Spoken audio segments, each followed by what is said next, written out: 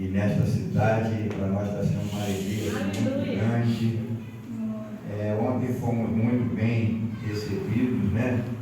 Pela a pastora Laudelina, mas ela deu um nome bem, pode chamar de Léo, não foi isso? É Leopoldina. Como é? Leopoldina, isso não é Laudelina, Leopoldina. Pastor Júlia, Elaine, a família toda aí, nós fomos muito bem recebidos aqui. Estamos maravilhados aqui com a cidade de vocês. Muito bom, muito bom. Minha esposa já foi apresentada. Irmã Natalina, nós nos conhecemos desde a adolescência, talvez, né? Temos 5 filhos juntos, 4 rapazes e uma moça, e agora nós temos uma porção de netos. Já enfrentamos algumas tempestades, vendavais, mas Cristo entrou na vida dela, e com essa entrada de Cristo na vida da minha esposa, o Evangelho chegou também até a mim. Aleluia. E também fui transportado para essa maravilhosa luz de Deus, né? Então dou graças a Deus pela vida da minha esposa, minha ajudadora, aquela que intercede por mim. Ela também tem sido uma super parceira na obra do Senhor. Cadê os músicos? Parabéns aos músicos. Cadê os músicos que estavam aqui? Vai cair. Tem um ali. Cadê o batera? Como é que é o nome dele? Edson. Meu Deus, que coisa boa ouvir vocês aqui, porque na nossa casa, dos nossos filhos, 3 são músicos. E nós temos na família lá 4, 5 bateristas. 5. Agora é o netinho que nasceu, é o Piauzinho. Está com 2 anos, ele já pega 2 varetinhas daquele churrasco de espetinho e fica assim, tum-tum-tá.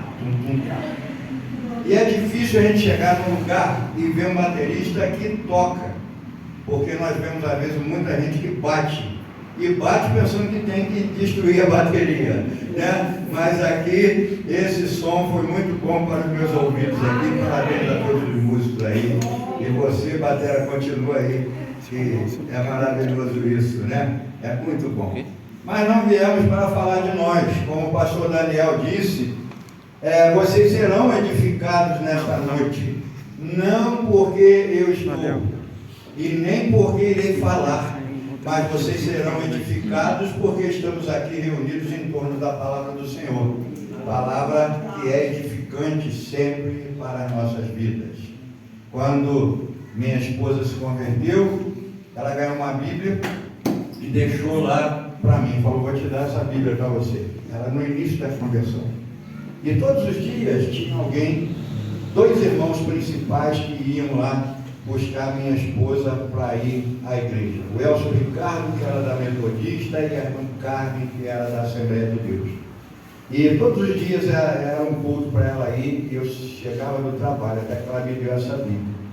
E quando ela me deu essa Bíblia, era uma Bíblia simples, capa dura, capa preta, como as Bíblias normais. E ela saía de casa, aí eu abria a Bíblia. Comecei a abrir a Bíblia no livro de Provérbios, sentado no sofá, uma garrafa de cerveja de um lado, um maço de cigarro do outro lado, e ali eu acendia um cigarro, enchia o meu copo e começava a ler a Bíblia. E eu fui achando que o livro de Provérbios era um livro muito atual para uma escrita tão antiga. E aquela palavra começou a falar no meu coração. E ali Jesus começou a trabalhar. Aí então, passado ali um tempinho, me convidaram para ir à igreja, porque a minha filhinha, na época tinha uns 10 anos, iria participar lá de uma coreografia, de uma pecinha de teatro. E ali eu conheci o ambiente da igreja que eu não conhecia. E fui recebido ali com bastante amor. E gostei demais, mas eu não ia aos cultos normais, eu ia aos estudos bíblicos de quinta-feira. Aquele culto de estudo que dá menos gente, e que eu ainda não tinha paciência para sentar no banco da igreja, eu ficava lá atrás em pé, e aí o pastor começava a ensinar e eu começava a fazer perguntas. Perguntas para aprender, perguntas para matar a minha curiosidade, perguntas para testar o conhecimento do pastor, perguntas para perturbar o ambiente. Mas o homem que é ungido de Deus, Deus capacita, amém?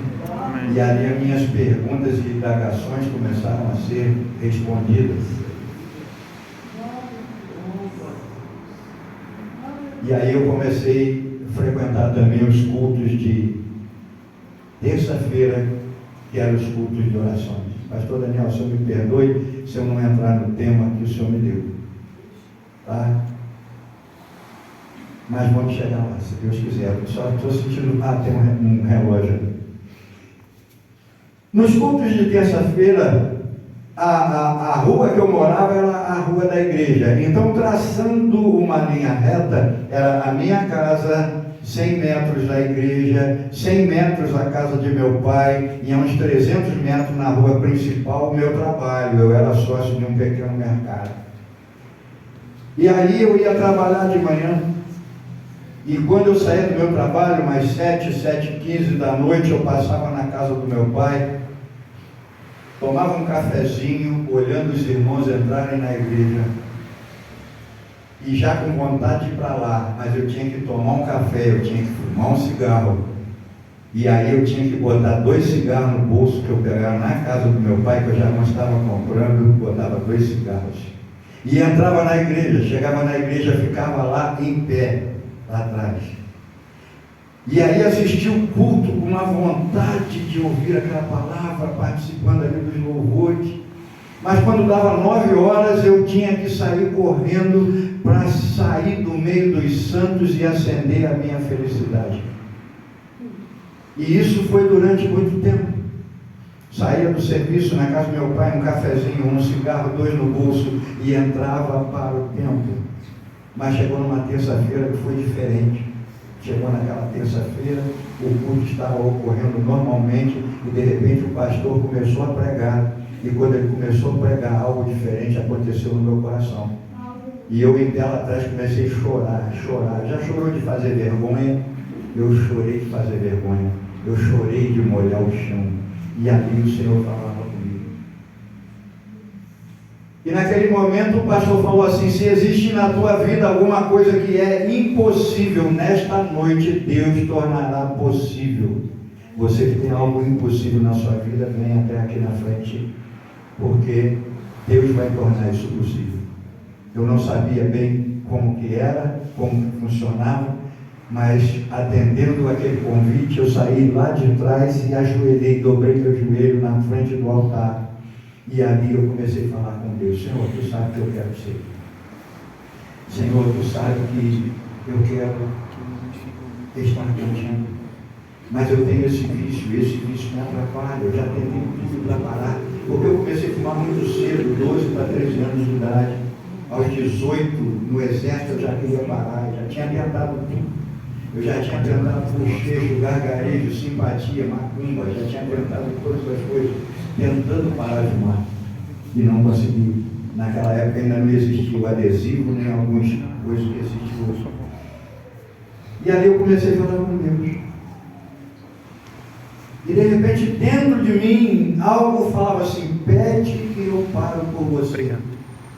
Pede que eu paro por você. E aquilo insistia, eu não entendia, mas aquilo insistia. E de repente, no meu desespero, eu comecei a pedir: Jesus, para de fumar por mim. Jesus, para de fumar por mim. Jesus, para de fumar por mim. Eu não sei quanto tempo eu fiquei ali prostrado, e não era um ambiente de luz, era um ambiente escuro. E quando terminou aquela oração, eu abri meus olhos, várias pessoas também com seus joelhos dobrados ali, e dali eu levantei, atravessei o corredor da igreja, fui lá atrás, peguei os 2 cigarros que estavam no bolso, piquei aqueles 2 cigarros e entrei de novo. Foi a primeira vez que eu consegui ficar depois do culto na comunhão dos santos. Amém. aquele dia o Senhor me libertou. No outro dia de manhã, eu acordo para ir trabalhar, saio da minha casa, passo em frente à igreja que estava fechada, passo em frente à casa do meu pai, não entro, vou para o meu trabalho, abri a loja, vi os funcionários chegando, tudo estava em ordem. Quando deu às 9 da manhã, tinha uma padaria do lado. Aí eu falei assim, vou à padaria tomar um café. E quando eu saí da loja, assim uns 10 metros, tinha um pé de jamelão. Se depois eu falar o lugar, o senhor vai lembrar. Tinha um pé de jamelão. Quando eu estou passando debaixo daquele pé de jamelão, jamelão tem aqui, eu estou falando, não sei se vocês conhecem jamelão, é uma frutinha assim, parece uva preta, ela mancha tudo quando ela cai no chão. Tem muita gente que gosta, para mim é um pouco amargo. Mas eu passei debaixo do pé daquela fruta, e quando eu estava passando debaixo do pé daquela fruta, aquela mesma voz interior falou comigo: onde você vai? Falei, vou na padaria. Fazer o quê? Tomar um café. E mais um dia eu ia fumar. E aquela mesma vez, fui eu que parei por você. Fui eu. É verdadeiro quando que diz que Ele levou sobre si as nossas dores, e pelas suas pisaduras nós fomos sarados. O castigo que nos traz a paz estava sobre Ele. É somente Cristo em nossas vidas. E quando nós não temos força para vencer qualquer tipo de situação, nós devemos entregar ao Senhor. E na época eu aprendi um único versículo, Salmo 37, versículo 5: entrega o teu caminho ao Senhor, confia nele e o mais Ele fará. E durante muito tempo, somente este versículo da palavra sustentou a minha vida e a da minha família. Entrega o teu caminho ao Senhor, confia nele e o mais Ele fará. Ao Senhor toda a honra, toda a glória, todo o louvor, toda a adoração, porque só Ele é digno. Louvado seja o nome do Senhor. Mas eu quero compartilhar com vocês, nessa noite, uma palavra bem simples, mas que você peça ao Senhor para falar no seu coração. Porque talvez eu não consiga, talvez as minhas palavras não sejam suficientes para até mesmo o entendimento. Mas se você pedir para que o Senhor te fale, realmente algo novo vai acontecer na sua vida. Realmente algo vai acontecer, porque Cristo é o mesmo ontem, hoje e eternamente Deus. Ele ainda continua a fazer. Esse ano de 2021 foi um ano difícil para nós, apareceu também no corpo da minha esposa uma enfermidade, eu não quero estender, como ela começou um tratamento de um câncer no mês de maio de 2021, e quando foi agora, maio de 2022, o médico deu alta e disse que ela está curada agora. Deus continua fazendo. Deus continua fazendo. Nós temos que crer. Peço que você abra a sua Bíblia. Primeira carta de Paulo aos Coríntios. O capítulo 10. Vamos ler somente 2 versículos, os 16 e os 17.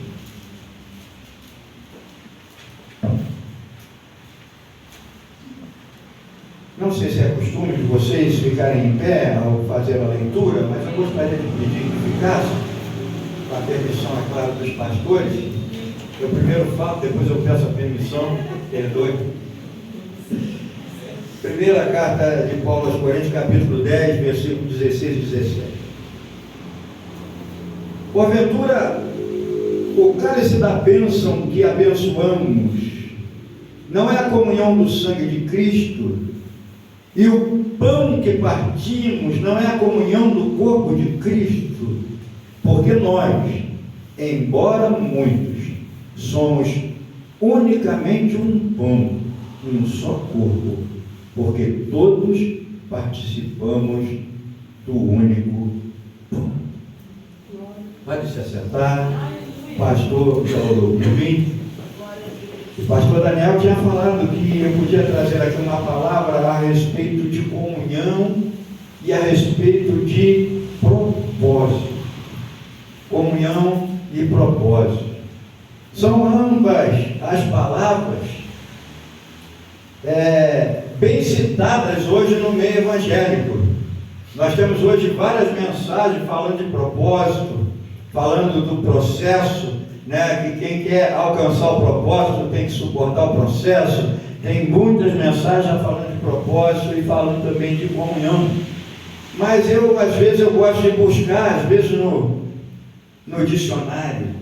Os jovens não sabem o que é isso, mas eu busco no Google o significado, né, de algumas palavras. Fala em dicionário, um dia desse, uma das minhas colegas da minha neta lá, a professora falou assim: procura no dicionário. Dicionário? O que é isso, né? A gente já não sabe mais. Mas eu fui buscar o significado primeiro de propósito, porque propósito a gente sabe, é objetivo, intenção, meta, alvos a serem alcançados. Eu creio que cada um de nós aqui nessa noite tem objetivos, intenções. Estamos buscando alcançar alguma coisa, mas há uma definição que diz que é aquilo que você põe à frente. Propósito é aquilo que você coloca à sua frente. É como a estrada da vida. Cada um de nós está na estrada da vida e cada um de nós coloca alguma coisa à frente para aquilo nos mover, para aquilo nos levar. Nós estávamos, né? Foram 12 horas de viagem, vindo para cá. E nós percebemos que nessa estrada que nós estávamos aí trilhando, muitas rodovias, a minha esposa muitas vezes olhava alguma coisa, a pastora olhava outra coisa, né? Hoje nós passamos ali em frente a esses grandes mercados, né, que tem aqui, enquanto a minha esposa olhava a loja da Avan, que lá onde nós moramos não tem, a pastora estava olhando a promoção no mercado. O feijão aqui está 3 e pouco, porque a dona de casa, ela sabe olhar o preço, ela sabe fazer economia, mas cada um tem um olhar. O pastor me mostrou a fábrica de tratores, né? A potência industrial que tem aqui. E na estrada da vida também nós temos propósitos. E a palavra comunhão, nós sabemos muito bem que a palavra comunhão é bem comum em nosso meio, que é o compartilhamento.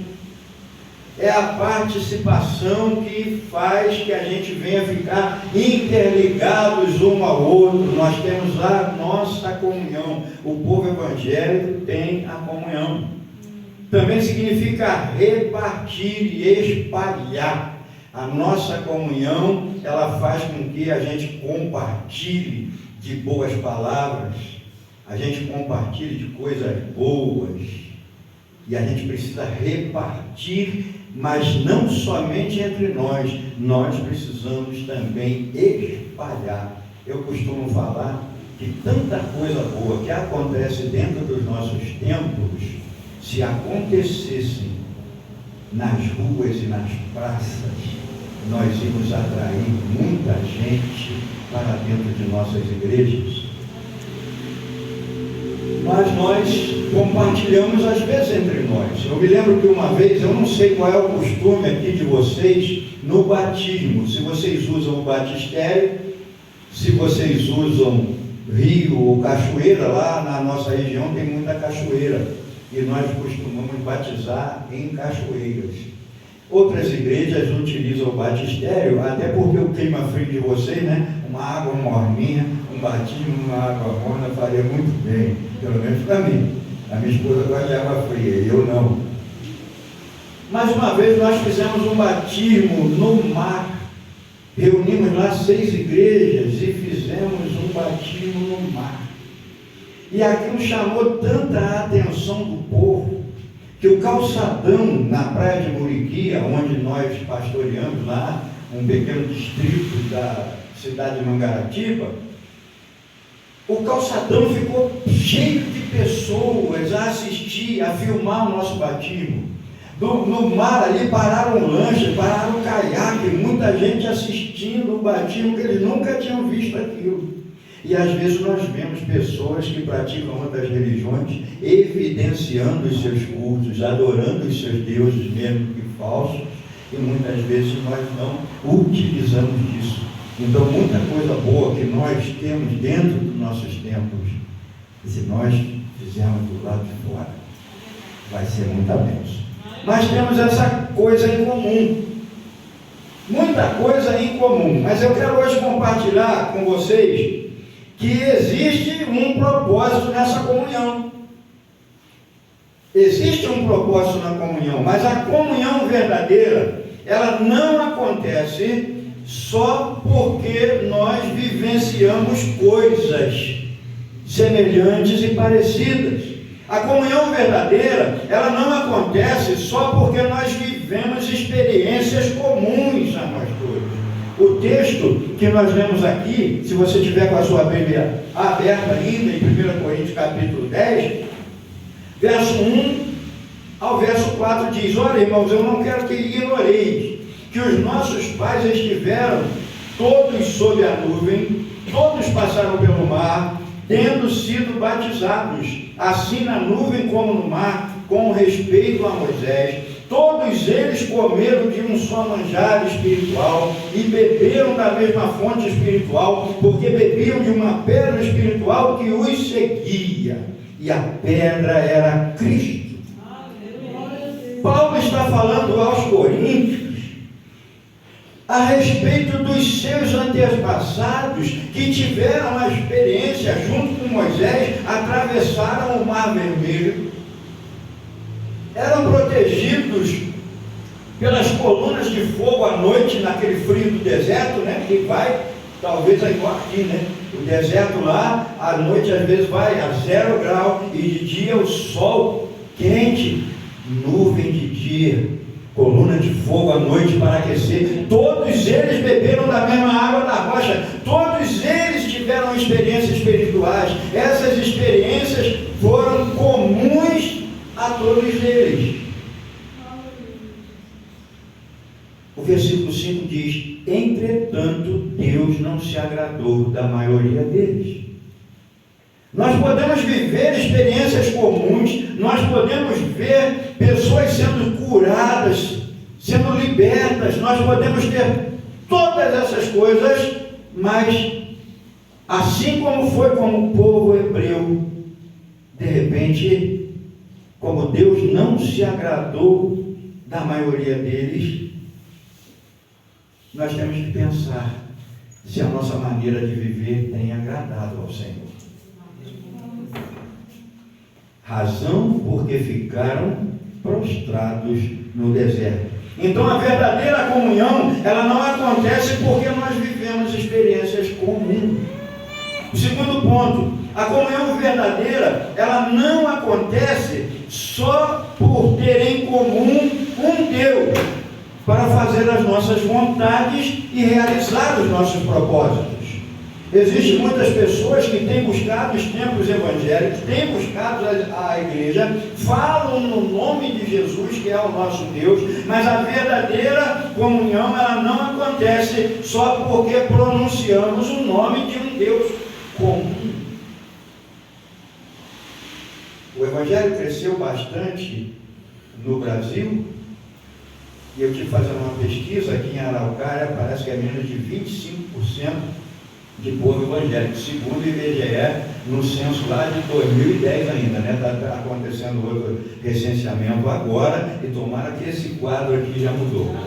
Tomara que o quadro aqui já tenha mudado.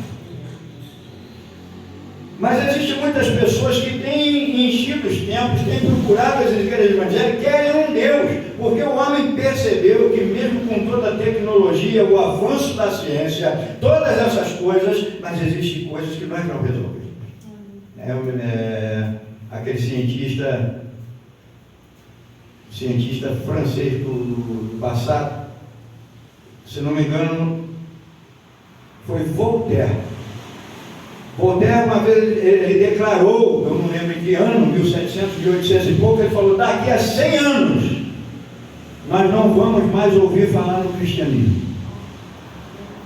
Exatamente 100 anos depois, ele já estava morto. A casa que ele morava se transformou na casa da Bíblia lá na França. O cristianismo ele vem avançando, o cristianismo vem crescendo, mas existem muitas pessoas que têm buscado esse Deus somente para que realize as suas próprias vontades. O verso 5, o verso 6, nós lemos o 5, Deus não se agradou da maioria deles, razão porque ficaram prostrados no deserto.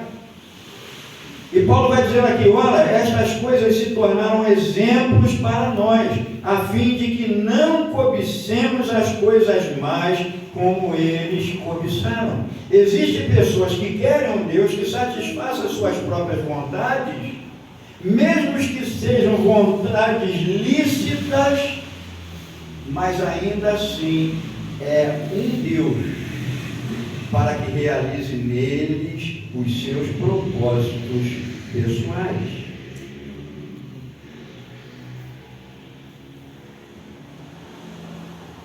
Ora, não vos façais, pois, idólatras como algum deles, quanto está escrito: o povo assentou-se a comer, a beber e levantou-se para se divertir. Ele se refere àquele bezerro de ouro que foi construído enquanto Moisés subia ao monte para receber as revelações de Deus. Aquele povo queria um Deus visível, aquele povo queria um Deus que os alegrasse. Então eles se distraíram com um falso Deus, enquanto o Deus verdadeiro revelava coisas ao seu ungido. Até o dia de hoje, Deus continua revelando coisas a todos aqueles que buscam a Deus em sinceridade de coração. Todos aqueles que separam momentos para ficar com Deus em comunhão, Ele vai ministrar, Ele vai revelar coisas. Mas muitos, a exemplo daqueles, ainda estão dispersos. Ainda falando assim: Deus tem nos alegrado, e tem verdadeiramente. Deus tem nos abençoado, e tem verdadeiramente. Mas não significa que estamos recebendo todas as bênçãos de Deus, que Deus tem se agradado de nós. O verso 10 diz: nem murmureis como alguns deles murmuraram e foram destruídos pelo exterminador. Eu costumo dizer que no reino espiritual só existe duas línguas.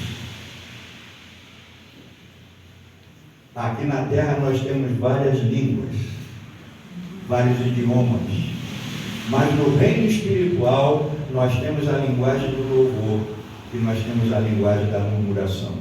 A linguagem do louvor exalta a Deus, glorifica a Deus, traz a presença de Deus, mas a linguagem da murmuração, ela nos afasta de Deus. A linguagem da murmuração, ela glorifica o inimigo das nossas almas. A linguagem da murmuração nos faz adoecer, nos faz perecer. A comunhão verdadeira não acontece só por viver as experiências comuns. A comunhão verdadeira, ela não acontece só por ter em comum um Deus que faz as nossas vontades.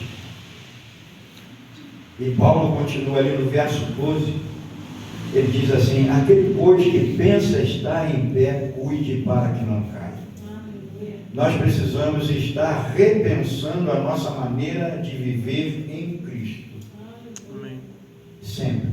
Por isso é costume nosso de que na semana da ceia a gente faça sempre aquela introspecção: examinar pois o homem a si mesmo antes de comer o pão e antes de beber o cálice.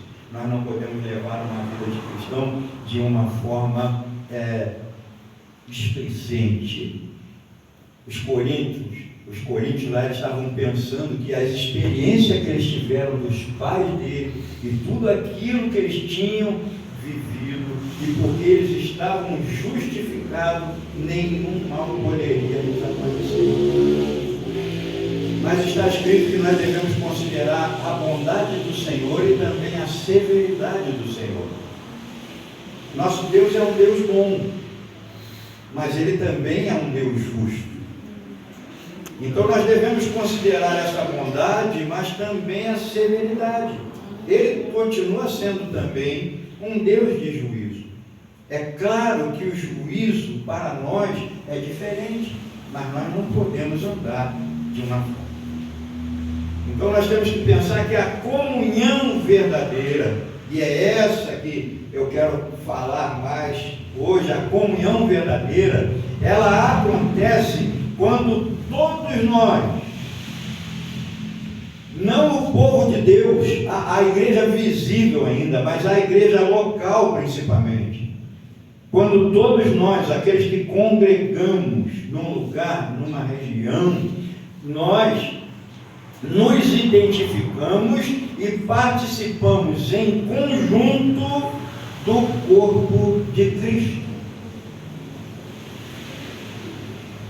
Deixa eu tentar passar o que está aqui dentro.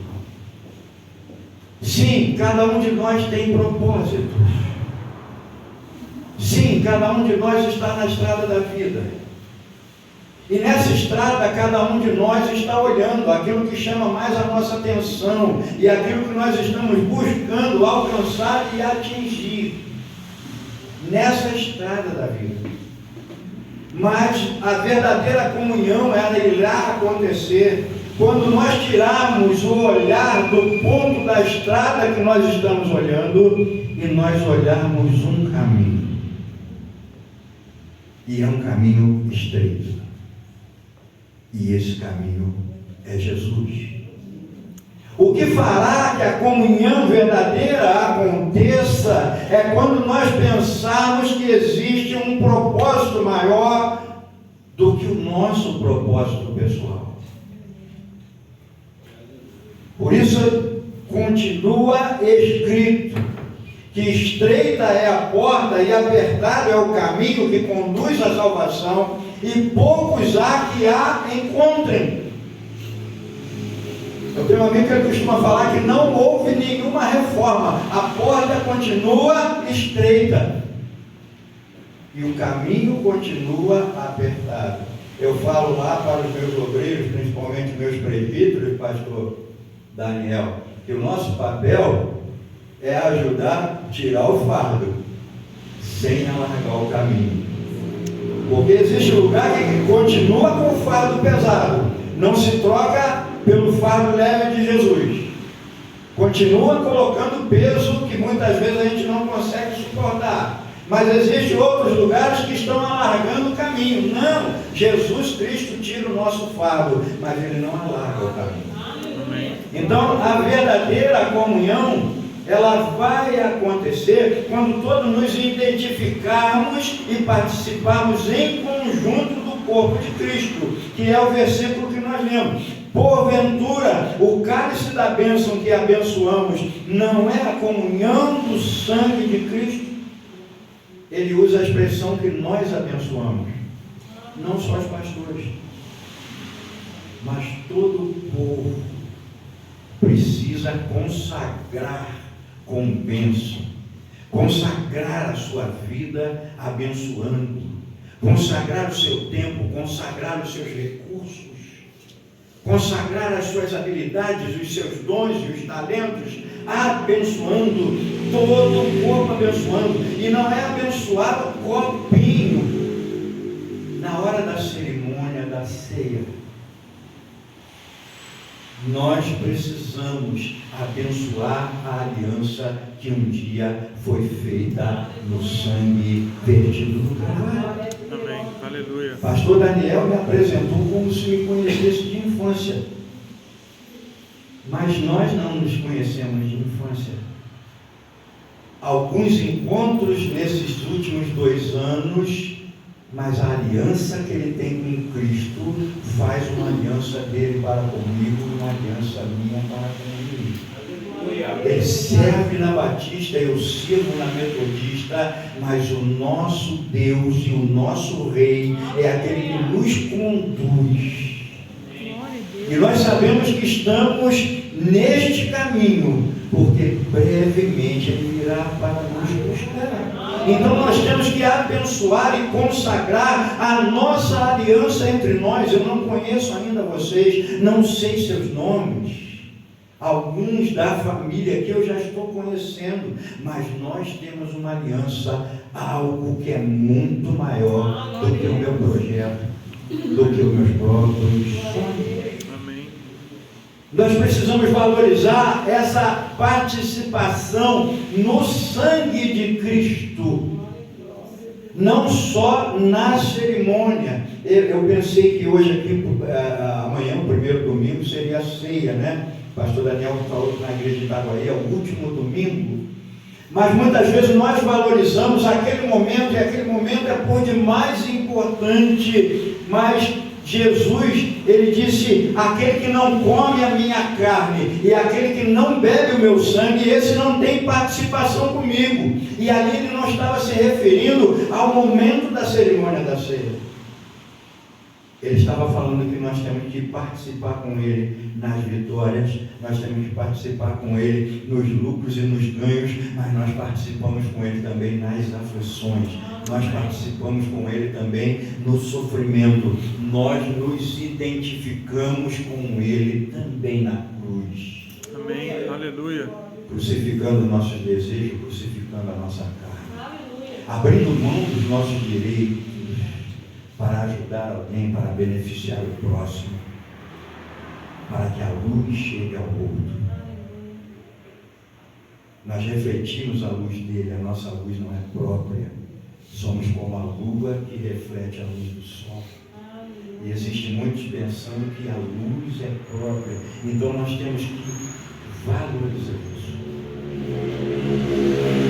E para a gente encerrar, a comunhão verdadeira acontece para o propósito eterno de Deus. Há propósito nessa comunhão.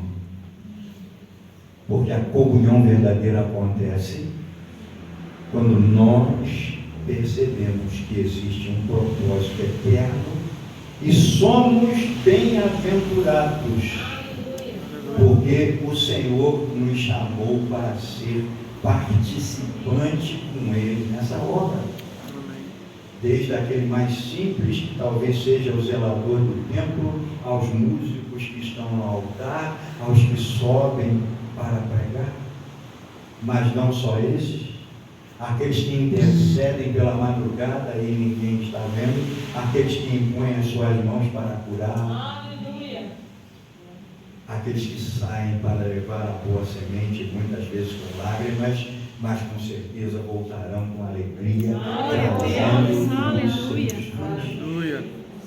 E como acontece então essa comunhão verdadeira quando nós realmente entendemos que há um propósito maior e há um propósito eterno que não começou no dia da nossa conversão e não terminará no dia da nossa morte aqui na terra. Ele falou: esse cabeça branca aqui ultimamente está com mais pressa, porque cada dia que passa é menos um dia daqui. E eu tenho que aproveitar esse tempo para poder ainda fazer um pouco da vontade do meu Senhor. Primeira Epístola de João, capítulo 1, versículo 3, diz assim: mas a nossa comunhão é com o Pai e com o seu Filho, Jesus Cristo. Quando nós temos essa comunhão com o Pai e com o Filho Jesus Cristo, isso nos aproxima uns dos outros. Eu tenho visto a pastora desde ontem aqui, ela não perde a oportunidade. Enquanto nós estamos turistando aí um pouquinho, às vezes a gente está num campo, ela pega um grupo e vai e prega o Evangelho, fala de Jesus, fala do amor de Cristo. Quando nós percebemos que há um propósito eterno, e é o verso 17, porque nós, embora muitos, nós somos unicamente um pão. Paranaenses, paulistas, cariocas,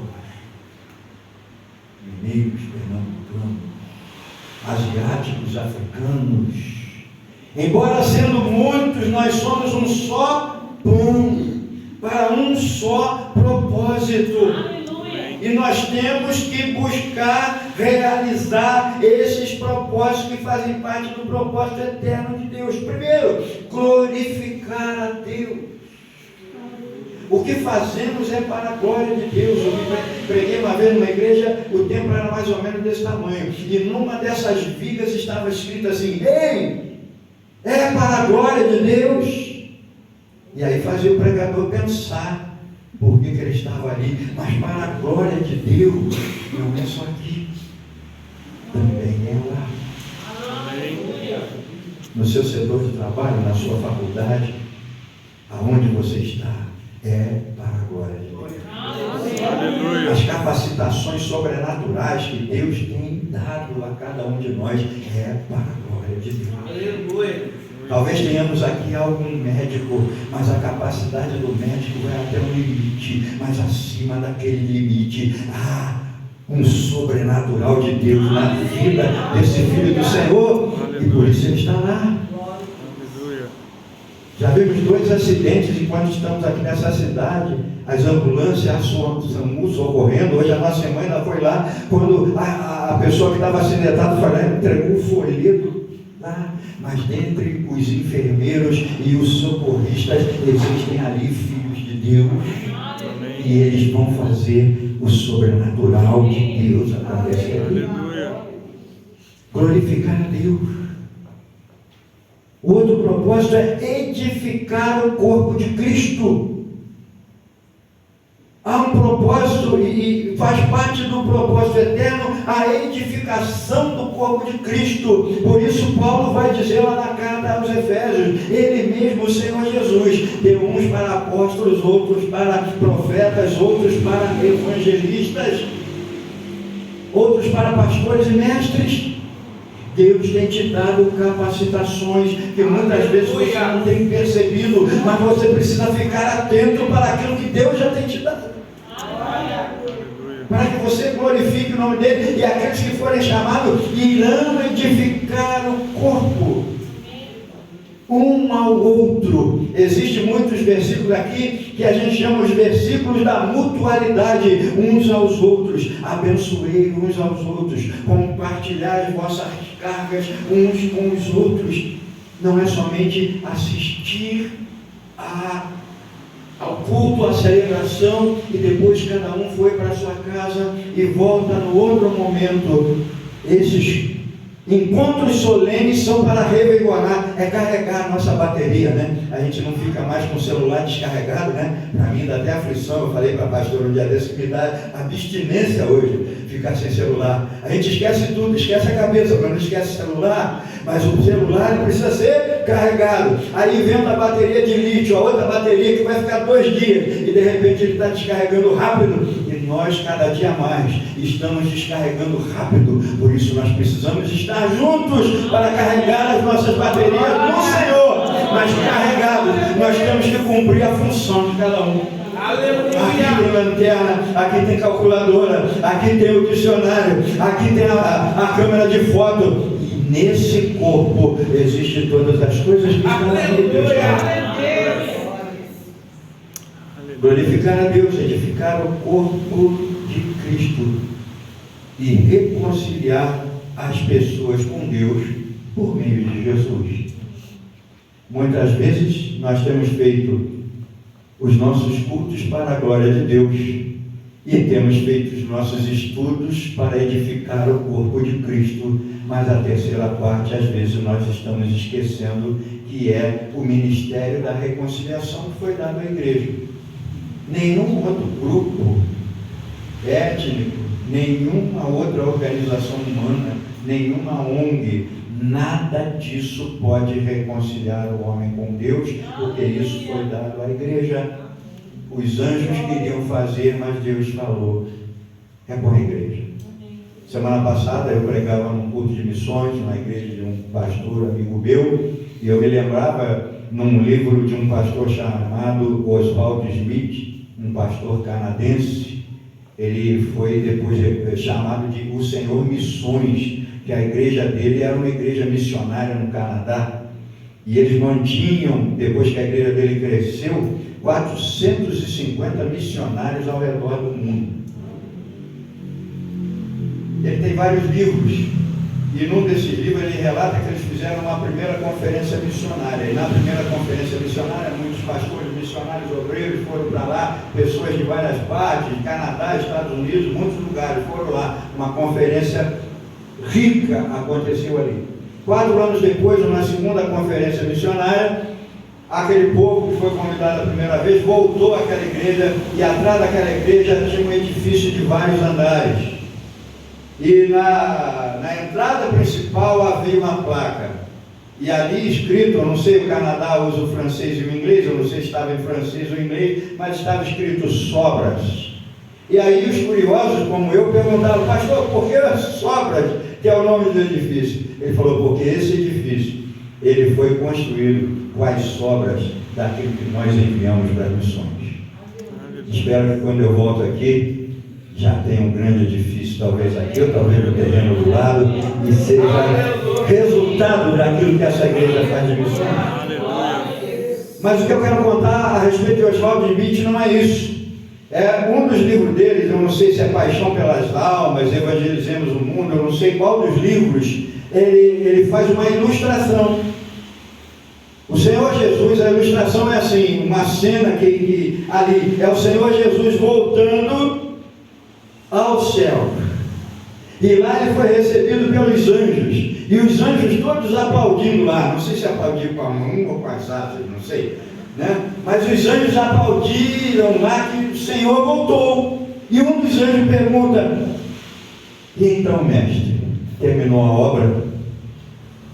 E Jesus olha para o anjo e fala assim: eu fiz a minha parte. E a outra parte? Deixei na terra a igreja. E o anjo pergunta: e se a igreja falhar? Qual o plano B? E o Senhor responde: não existe plano B. A obra é de Deus, o tempo é agora, e os obreiros somos nós. Aleluia, glória a Deus. Não podemos negligenciar, não podemos deixar passar. Os sinais estão acontecendo, as coisas estão passando muito rápido. Nossos relógios estão continuando a marcar a 24 horas. Qual de nós duvida que não são mais 24 horas? Você acorda de manhã e não cumpre metade das tarefas que você gostaria. E quando você acorda na segunda, quando você percebe já é quinta. Nós precisamos nos apressar. A obra de Deus, ela é urgente. A verdadeira comunhão acontece quando nós percebemos que existe um propósito eterno. Essa comunhão precisa nos unir. Nos unir em alma, nos unir em espírito, nos unir no propósito de Deus através do sangue de Jesus. E quando nos separarmos, estamos separados somente nos nossos corpos, mas o nosso propósito continua sendo olhando para Jesus, o autor e o consumador da nossa fé. Aleluia, glória a Deus. Eu quero ver essa igreja crescer. Eu quero voltar aqui, se Deus me der a oportunidade de voltar aqui mais uma vez e ver muito mais pessoas compartilhando desta comunhão. Eu quero ver o parque, as praças. Eu quero ver as pessoas reunidas no nome de Jesus, glorificando o nome do Senhor. Deus vai dar mais estratégias, pastor Júnior. Deus vai dar estratégias. Deus vai levantar obreiros aqui. Aleluia. Eles já estão aqui. Talvez não despertaram ainda. Talvez não entenderam ainda. Mas abrirá o entendimento. Mais jovens, mais adolescentes, para fazer essa obra do Senhor. Eu quero orar por essa igreja nessa noite. Porque Paulo, ele diz: eu não vi a vocês com palavras de persuasão humana, mas eu vim a vocês no Espírito e no poder. Aleluia. Há um Espírito aqui. Há um poder aqui nesse lugar. Glória a Deus. Eu quero orar. Aleluia. Eu quero chamar algumas pessoas aqui para que eu ore. Existem intercessores aqui nesse lugar? Amém. Venham aqui ao altar. Quero convidar, com toda a licença, convidar o pastor Daniel, a pastora Roberta, a pastora Eusilene. Quero convidar minha esposa. Eles vão estar ministrando sobre a sua vida nessa hora. Eu posso cantar um hino antigo? Porque eu falei que é um espírito aqui nesse lugar. Há um doce espírito aqui, e eu sei que é o Espírito de Deus. Já podemos todos perceber a presença de Jesus, o Salvador. Doce presença, presença santa, vem sobre nós, enchendo-nos com o teu poder. Te adoraremos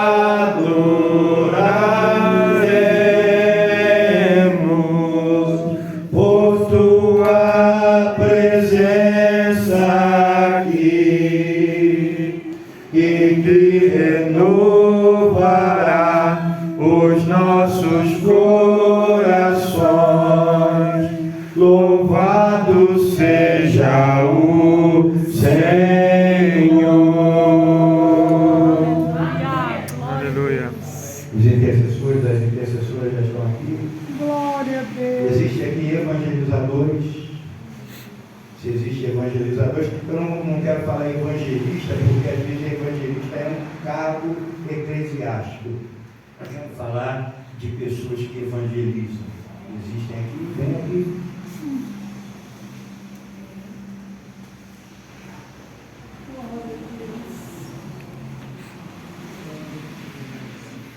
Existem pessoas aqui que têm orado por enfermos. Vem aqui. Pessoas que têm assim já acostumado a orar por enfermos.